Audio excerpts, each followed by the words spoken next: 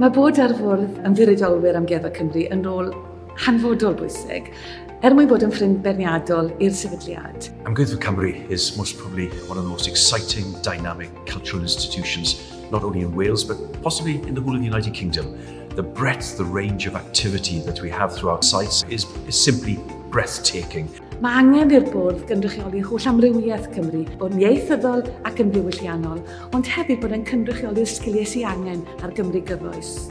I would like to see someone that's passionate, understanding, empathic, radical, a dreamer. Somebody who understands that experience isn't measured in years, it's measured in perspective. Cadw golwg strategol ar sefydliad i sicrhau bod y lle yn datblygu ac yn gweithredu yn y ffordd mwyaf effeithiol posib ar gyfer y lles pobl Cymru. A person that has the ability to think about things differently and bring a different approach to the way that things are done. Somebody that you might not necessarily at first glance link to governance, but I think is absolutely crucial to be somebody who the museum needs. I am looking for fresh blood, fresh ideas, and people who have a fresh view of the world.